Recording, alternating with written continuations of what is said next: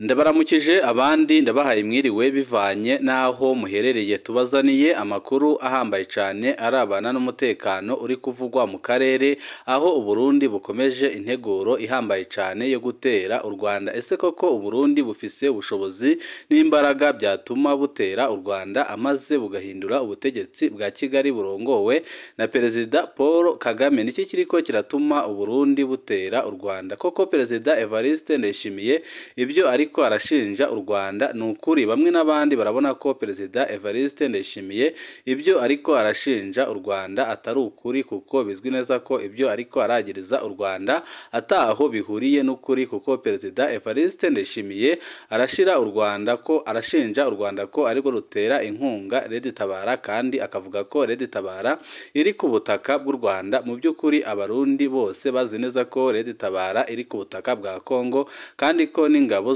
Burundi zimaze imyaka 2 irenga zirwana na Tabara ku butaka bwa Kongo. Icyo ni ikintu cya mbere cyumvikana kandi cyerekana ko Perezida Ndayishimiye ariko arabeshya abarundi ko agiye kuzana Tabara cyangwa se abagerageje gutembagaza ubutegetsi mu mwaka wa 2015. Ikinyoma kigira kabiri Perezida Evariste Ndayishimiye ari kubwira abarundi nuko avuga ko Tabara irongowe n'abagerageje gutembagaza ubutegetsi mu mwaka wa 2015 barongowe na Niyombare, umujenerali ukomeye cyane kandi utinyitse mu Burundi. Akaba ariyo mpamvu Perezida Evariste Ndayishimiye atamahoro afise adafise umujenerali, akanavuga ko umujenerali ari ku butaka bw'u Rwanda. Ariko benshi bakabona ko Perezida Evariste Ndayishimiye abeshya cyane, kuko Tabara yavutse mbere y'uko generali Niyombare atandukana n'u Burundi, kuko Tabara yavutse mu mwaka wa 2011, kandi icyo gihe generali Niyombare niwe wari urongoye abasirikare b'u Burundi. Mu nyuma aza kuzezwa iperereza mu gihugu, mu nyuma agenda azezwa andi mabanga menshi atandukanye. Ibyo benshi baheraho bavuga ko Perezida Evariste Ndayishimiye ariko arahenda abarundi ku rugero rwo hejuru cyane. Ese koko RDF irashobora kwinjira ku butaka bw'u Burundi? Ni iki gihambaye kandi gikomeye gishobora gutuma RDF yinjira ku butaka bw'u Burundi?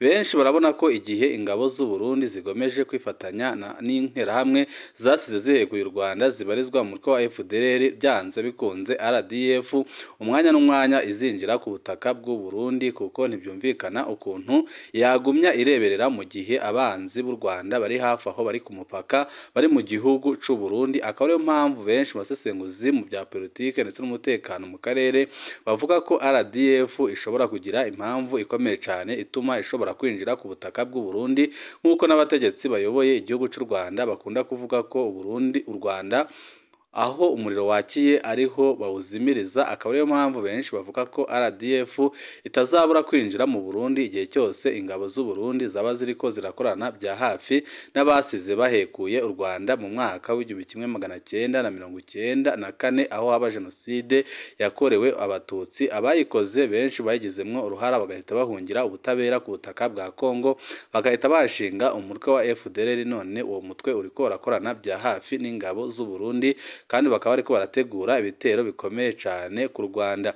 Ni iki kiriko kiratuma Uburundi busotora u Rwanda? Ni byinshi tugiye kubereka, aho tugiye kubereka abaje barongora igihugu cy'u Burundi ndetse n'u Rwanda, ndetse n'amatati yagiye aba hagati y'u Burundi n'u Rwanda, ariko ntibigere ku rwego biriho uyu munsi, aho benshi bavuga ko Perezida Evariste Ndayishimiye adashoboye gutwara igihugu, kandi ko atani impano afise yo kuyobora igihugu, kuko amajambo ariko arakoresha yaba abarundi yaba abanyarwanda urabona neza ko atari amajambo akwiye gukoreshwa n'umukuru w'igihugu, mu gihe bizwi neza ko akuriye igihugu nka kiriya, kandi bizwi neza ko n'igisoda ciwe cyamaze gutakaza ingufu kubera ibikorwa bigayitse yagishoyemo, aho yagishoye mu ntambara muri Kongo, kandi hakaba ari gupfirayo abasoda batari bake b'u Burundi. Biboneka neza ko niyo ntambara ataco ishobora kumarira umurundi n'umwe. Byose nyine mugiye kubikurikira kuno muyoboro wa YouTube udushikiriza inkuru n'ibiganiro utaronka ahandi. Burundi n'u Rwanda turi abavandimwe, ntituri abansi. Muri no minsi amajambo adahumuriza ni menshi hagati y'ibihugu byacu. Kuva mu mpera za 2023 Perezida Ndayishimiye akoresha amajambo akarishe rimwe na rimwe arimwo ibitutsi. Benshi bakibaza koko niba ari perezida ayerekeza ku gihugu cy'u Rwanda ndetse n'utwara igihugu cy'u Rwanda ari we General Major Paul Kagame. Kuva habaye igitero cya Tabara mu Gatumba urubi rwa Kongo n'u Burundi, Perezida Ndayishimiye akoresha imvugo itamenyerewe hagati y'abakuru b'ibihugu, aho benshi bamufata nk'aho apfa guhuruduka akavuga n'amajambo atiyumviriye. Mu ijambo rirangiza umwaka wa 2023, Perezida Ndayishimiye yaravuze ko abategetsi b'u Rwanda batagira ubuntu. Ayo ni amajambo adakwiye gukoresha.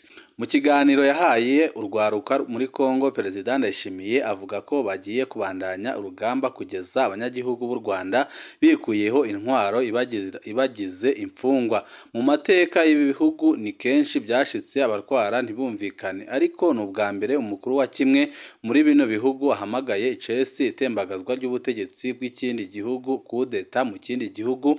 Ni ubwa mbere ibi bintu bibaye. Benshi bakavuga ko Perezida Evariste Ndayishimiye byanze bikunze agiye koreka igihugu c'u Burundi.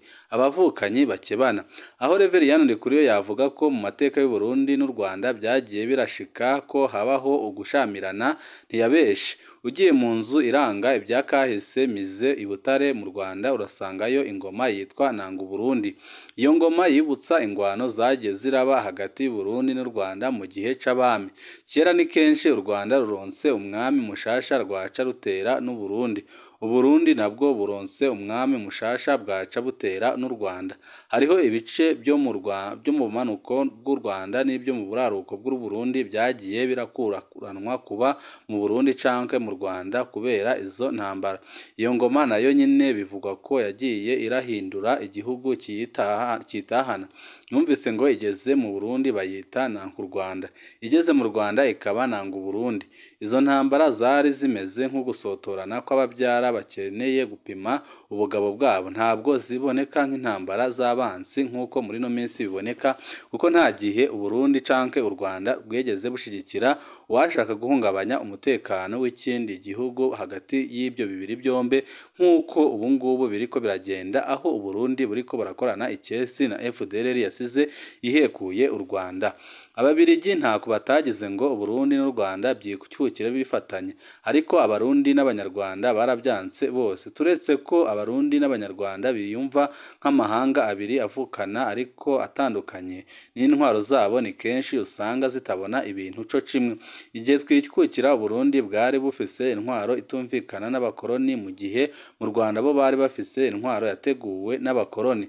Uguhangana kwa Perezida Micombero na Perezida Kayibanda tumaze kwikukira naho ni kenshi byashitse abatwara iryo bihugu baracanamwo.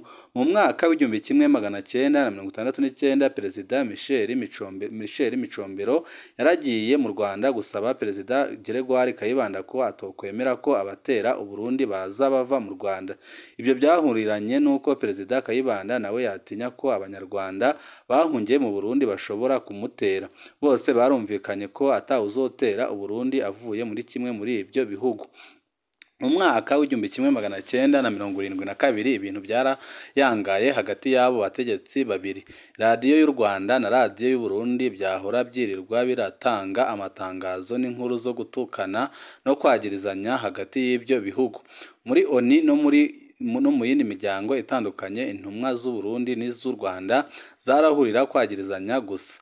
Ibyo bintu byarangiye mu mwaka w'1973 Perezida Kayibanda atembagajwe na Generali Majoro Juvenal Habyarimana.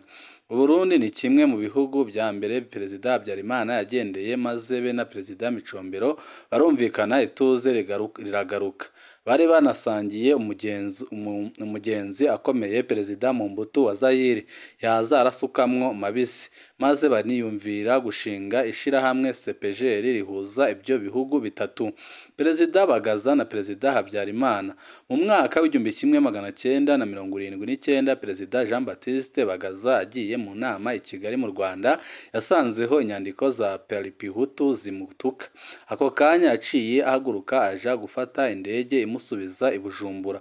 Inyuma gato Perezida Bagaza yatumye ko Perezida Habyarimana amumenyesha ko atirukanye aba Paripihutu nawe azoca aha ibigwanisho impunzi z'abanyarwanda bari mu Burundi bagatera u Rwanda.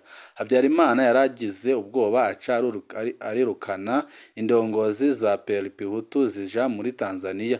Ico gihe ntabyo gutukana byabayeho, ikibazo bagihejeje mu nzira ya diplomasi. Mu mpera y'ubutegetsi bwa Perezida Bagaza harabaye gucanamwo na Zaire ya Mobutu. Bagaza yari yagirizwa ko akorana na Perezida Gaddafi wa Libya, uwo nawe yari umwansi akomeye wa Perezida Mobutu yagirizwa ko akorana na Amerika be n'ibihugu bya Buraya b'uburengero. Mu gihe Bagaza yari yegereye cyane ibihugu byavugwa ko bishaka kwiganzura aba Aside, Mobutu na Habyarimana bahavuye bakoranira bagiriza mu rwego rwinshi kandi bakora ibintu byinshi, bakorana n'ibihugu bya Buraya na Kiliziya Katolike, birangira Perezida Bagaza atembagajwe mu mwaka w'1987. Ariko muri iyo myaka nta byo gutukana byigeze bibaho. Imigenderanire ya Perezida Habyarimana na Perezida Buyoya yarabayemwo agatotsi gahoro igihe c'ubwimo rwa Ntega Marangara mu mwaka w'1988, ariko ntibyakomeye, ntibigeze batukana. Perezida Habyarimana na Perezida Ndadaye, igihe ubutegetsi buhindutse mu mwaka w'1993, abantu bari biteze ko hagiye kubaho ukumvikana kudasanzwe hagati ya Perezida Ndadaye na Perezida Habyarimana kubera bari basangiye ubwoko. Habyarimana yari yiteze Ndadaye azifata nk'umwana wiwe. Perezida Ndadaye we siko yabyumva, yafata ko hagati y'ibihugu hategerezwa kwamaho ukubahana, imigenderanire ikisunga uko ibihugu bibana nyine. Melchior Ndadaye yari yize mu Rwanda akiri muto. Intwaro igwiriyemwo abahutu mu Rwanda ni intwaro igwiriyemwo abatutsi mu Burundi yazibona co kimwe. Yabona ko ari intwaro za karwi k'abakuru gacinyiza abanyagihugu batoya. Kubwiwe ikibazo c'u Burundi n'u Rwanda nticari ikibazo c'ubwoko. Habyarimana yari yarihenze cane kuri Ndadaye. Naho batigeze batukana, imigendanire yabo ntiyagenze neza cane. Habyarimana yari yiteze ko Ndadaye amushigikira mu ntambara yarimwo na FPR Inkotanyi, ariko siko byagenze. Perezida Ndadaye yasabye Perezida Habyarimana kubahiriza amasezerano ya Arusha yari yakoranye na FPR, ibyashavuje cane Habyarimana. Ndadaye yaranakiriye mu Burundi General Paul Kagame yari arongoye FPR. Bivugwa kandi ko Perezida Ndadaye yari ashigikiye umushikiranganji wa mbere w'u Rwanda w'ico gihe Agathe Uwiringiye Imana yava mu batavuga rumwe na Perezida Habyarimana. Yarangiye Perezida Ndadaye atembagajwe aricwa inyuma y'amezi 3 gusa ku butegetsi. Kugeza ubu nta n'insiguro iratangwa ku mpamvu umunsi Ndadaye atembagazwa. Umukuru w'iperereza rya Habyarimana yari yaraye muri Hotel Soutenir, ni kuvuga iruhande y'ikirimba ca Perezida Ndadaye. Ntawe uzi ko ibyo bintu bifise ico bipfana. Inyuma ya Perezida Ndadaye, Perezida Ntaryamira na Perezida Habyarimana babonetse bumvikana bidasanzwe, bica birangira bahitanywe n'isanganya mu ndege imwe bavuye mu nama i Dar es Salaam muri Tanzania.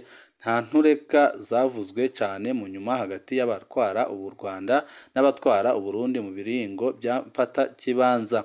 Perezida Nkurunziza na Perezida Kagame.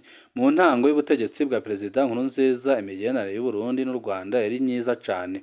Umukuru wa CNDD Hussein Rajab yaboneka yegereye abategetsi b'u Rwanda. Birakekwa ko mu matora ya 2005 CNDD yoba yararonse intererano ikomeye ivuye ruguru y'Akanyaru, ariko ibintu byagiye birahinduka gahoro gahoro, na cane cane bimaze kunuganurwa ko abatwara u Burundi bakorana na FDLR yasize ihekuye u Rwanda. Mu kiringo ca gatatu ca Perezida Nkurunziza ibintu byarayangaye rwose. Ubutegetsi bwa Nkurunziza bwagirije u Rwanda ko rushigikira ababurwanya, na cane cane u Rwanda rumaze kwakira impunzi zirimwo ubwo ubutegetsi bwashaka gupfunga no kwica. Muri ico kiringo nyine FDLR n'iyindi mihari ishaka gufata ubutegetsi mu Rwanda barinjiye mu kibira barakora ibitero mu Rwanda. Burundi niho bwatangura imvugo ituka icesi abategetsi b'u Rwanda. Mu Burundi hakama imyerekano yiyamiriza u Rwanda. Abanyarwanda batangura guhamwa mu Burundi. Bamwe barafatwa barapfungwa, abandi baraburwa irengero. U Burundi bwarugaye imbibi buhana n'u Rwanda kuva muri 2015. ku rwego mpuzamakungu naho nyine Uburundi n'u Rwanda byabonetse bihanganye kugeza aho uwaserukira Uburundi muri ONU Ambasaderi Albert Shingiro atangaza icesi ko ataho nyabwoko ryabaye mu Rwanda mu mwaka w'1994. Ibintu byahindutse Perezida Nkurunziza apfuye atarangije ikiringo ciwe muri 2020. Agahengwe kari kamaze imyaka 3 n'igice. Mu gice ca kabiri cy'iyi nkuru tuzobasangiza ibyo Burundi n'u Rwanda byamaraniye mu myaka 3 n'igice iheze. Bose barafashanije ibikomeye. Tuzonavuga ibiriko birateranya by'ukuri ibyo bihugu bibiri. Tuzoshimika kandi kwerekana ibyo Burundi n'u Rwanda bisangiye ingene ibyo bihugu byatabaranye mu bihugu bitandukanye be n'impamvu ibyo bihugu bitegerezwa kubahana neza kuneza yabyo n'abanyagihugu babyo. Byama birangira umwe avuye ku butegetsi. Kimwe mu bintu biteye ubwoba hagati y'u Burundi n'u Rwanda nuko iyo batwara ibyo bihugu bacanyemwo bikomeye birangira umwe muri bo avuye ku butegetsi. Hagati ya Perezida Micombero na Perezida Kayibanda byarangiye Gregoire Kayibanda atembagajwe mu mwaka w'1973. Hagati ya Perezida Bagaza na Perezida Habyarimana byarangiye Colonel Jean Baptiste Bagaza atembagajwe mu mwaka w'1987. Hagati ya Perezida Ndadaye na Perezida Habyarimana byarangiye Melchior Ndadaye yishwe. Hagati ya Perezida Nkurunziza na Perezida Kagame byarangiye Petero Nkurunziza asandavye muri 2020. Mu mwaka w'1979 niho honyine byashitse Perezida w'u Burundi na Perezida w'u Rwanda barangiza amatati biciye mu mwumvikano muri diplomasi, naho bagumye bacunganye ku rwenge. Muri kino gihe bubaye ubwa mbere umwe mu batwara u Burundi n'u Rwanda yubahutse guhamagara icesi kudeta mu kindi gihugu. Ubuho bizoherera hehe? Perezida Evariste Ndayishimiye ibi bintu arabona azabyikuramo. N'amakuru menshi atandukanye cyane tuba turiko turabashikiriza kuri uno muyoboro wa YouTube.